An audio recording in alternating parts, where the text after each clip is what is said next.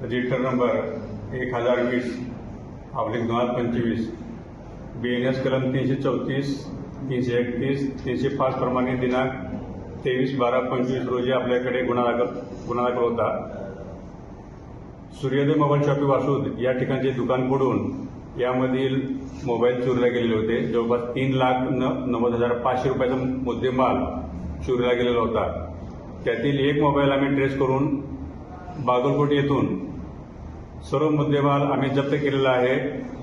त्या ठिकाणी जो आरोपी आहे अक्षय शांताराम इंदुलकर, वय 36 वर्ष, राहणार बागलकोट, कर्नाटक, यास त्याला आम्ही ताब्यात घेऊन त्याकडनं 20 मोबाईल जप्त केलेले आहेत। एकूण 3,30,000चा मुद्देमाल आम्ही जप्त केलेला आहे आणि त्याला अटक करून त्याला पीसीमध्ये सध्या तो पोलीस कस्टडीमध्ये आहे।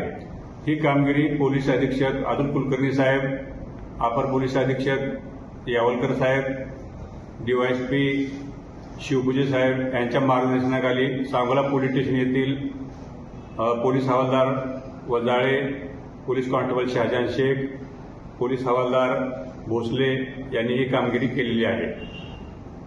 याचा तपास चालू असून आणखीन पुढील राहिलेले 2 मोबाईल हे तपास करण्याचं काम चालू आहे।